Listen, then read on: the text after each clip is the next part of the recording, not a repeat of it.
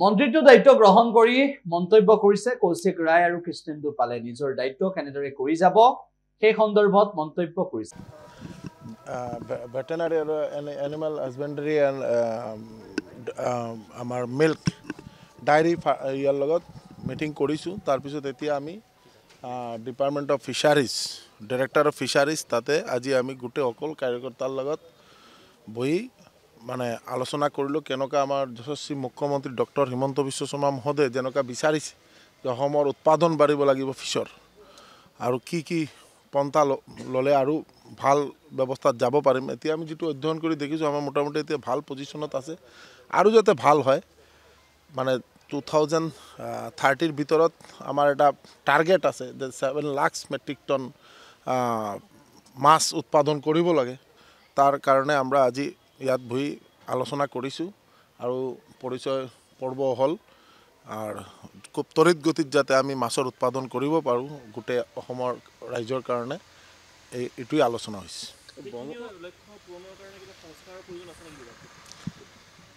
অলপতো ইয়ে আছে কিন্তু আমাৰ ফিচাৰী ডিপাৰ্টমেণ্টে যিটো দেখিছোঁ তেওঁলোকে খুব ভাল কাম কৰি আছে আৰু মানে বহুত কেইটা অনগোয়িং প্ৰজেক্ট চলি আছে আৰু কামিং কেইটামান আমাৰ মানে প্ৰজেক্ট আছে যে আহি আছে প্ৰজেক্টবিলাক এইটো ইমপ্লিমেণ্ট হ'লে আমাৰ যিটো টাৰ্গেট আছে এইটো টাৰ্গেট ফুলফিল হ'ব বিভিন্ন ৰাজ্য বিভিন্ন বৰাকতো দেখা গৈছে বিভিন্ন ৱেটলেণ্ড আছে বা বিল আছে বা এনে ধৰণৰ কিবা নতুন পৰিকল্পনা কিবা এইটো আমি পৰিকল্পনা এটা বনাই আছোঁ আজি এইটো আলোচনা হৈছে যে আমাৰ চাহ বাগিচা অঞ্চলত বহুত ৱেটলেণ্ড থাকে বা আমাৰ বৰাক উপত্যকাত এছিয়াৰ ডাঙৰ ৱেটলেণ্ড যিটো আমাৰ চনবিলটো যাতে সংস্কাৰ কৰি আকৌ যাতে এইটো 12 মাহ এইটোত যাতে পানী থাকে আৰু ইয়াৰ পৰা যাতে মাছ উৎপাদন কৰা যায় আমাৰ এইফালেও চাহ বাগিচা ডিব্ৰুগড় তিনচুকীয়া এইফালে আমাৰ বহুত চাহ বাগিচা আছে বা বিটিএডি এলেকাত বহুত চাহ বাগিচা আছে চাহ বাগিচাৰ মালিকৰ লগত কথা পাতি আলোচনা কৰি তাতেও যাতে এই ৱেটলেণ্ডবিলাক আমি ফিচাৰী ডিপাৰ্টমেণ্টৰ জৰিয়তে আমি যাতে আৰু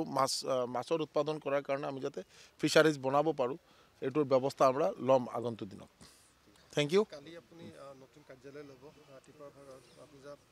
আপুনি কৰিব হয় কালি আহিব কালি আমাৰ নতুন কাৰ্যালয়ৰ পূজা হ'ব সকলো নিমন্ত্ৰণ আহিব প্ৰসাদ খাব উল্লেখ যে কৃষ্ণেন্দু পাল আৰু কৌশিক ৰায়ে দায়িত্ব লাভ কৰাৰ পিছত হিমন্ত বিশ্ব শৰ্মাৰ মন্ত্ৰীসভাত অন্তৰ্ভুক্ত হোৱাৰ পৰৱৰ্তী সময়ত নিজৰ বিভাগ কেনেদৰে আগবঢ়াব সেই সন্দৰ্ভত আজি কি ক'লে শুনাব বিচাৰিছো আৰু যেহেতু আমাৰ সময় কম সেইকাৰণে মই সময় নষ্ট নকৰাকৈ আজিয়ে ৰাতিপুৱা মই আমাৰ অফিচত পূজা দি আমি অফিচত প্ৰয়াস কৰিলোঁ আজিৰ পৰা আমি যি 3টা বিভাগৰ দায়িত্ব মোৰ তাতে আহিছে 3টা বিভাগে ভালকৈ ৰাজ্যৰ আশীৰ্বাদ লৈ মা কামাখ্যাৰ আশীৰ্বাদ লৈ আমি কাম কৰিব পাৰোঁ সেইকাৰণে আজিৰ পৰা যাত্ৰা আৰম্ভ কৰিলোঁ আৰু এই যাত্ৰা আপোনালোকৰ শুভেচ্ছা বিচাৰোঁ আশীৰ্বাদ বিচাৰোঁ অসমৰ ৰাজ্যৰ আশীৰ্বাদ বিচাৰোঁ যাতে আমি ভালকৈ কাম কৰি যাব পাৰোঁ যোগান বিভাগকৈ গুৰুত্বপূৰ্ণ এটা চেলেঞ্জিং বিভাগ গতিকে কেনেকুৱা ধৰণৰ আপুনি আগবাঢ়িম বুলি ভাবিছে আৰু হঠাতে চৰ্চাত থকা এটা বিষয় আজি মই দুপৰীয়া আমাৰ অফিচাৰ চবৰ লগত বহিম বিভাগটো কি আছে কেনেকৈ আছে আৰু ভাল কেনেকৈ কৰিব পাৰোঁ এইটো লৈ আমি আজি আলোচনা কৰিম আপোনালোকে জানে যে আমাৰ ৰেচন কাৰ্ডৰ প্ৰক্ৰিয়া নতুন ৰেচন কাৰ্ডৰ প্ৰক্ৰিয়া এটা চলি আছে 15 তাৰিখে নতুন ৰেচন কাৰ্ডৰ বিতৰণৰ প্ৰক্ৰিয়া যিটো আছে বিতৰণ প্ৰক্ৰিয়া শুৰু হ'ব মূল অনুষ্ঠান আমাৰ কেন্দ্ৰীয় অনুষ্ঠান গুৱাহাটী সৰুসজাই ষ্টেডিয়ামত মাননীয় মুখ্যমন্ত্ৰী ডক্টৰ হিমন্ত বিশ্ব শৰ্মাদেৱে এদিনাৰ পৰা আৰম্ভ কৰিব আৰু গোটেই ৰাজ্যত আমি এদিনাৰ পৰা ৰেচন কাৰ্ডৰ ডিষ্ট্ৰিবিউশ্যনৰ কামটো আৰম্ভ কৰিম লগতে বাকী যি বিভাগবিলাক আছে বৰাক ভেলী ডেভেলপমেণ্টৰ কাৰণে আপুনি দেখিছে এটা নতুন বিভাগ সৃষ্টি কৰা হৈছে মোক সেই দায়িত্ব দিয়া হৈছে সেইকাৰণে এই বিভাগটো অহা এসপ্তাহৰ ভিতৰতে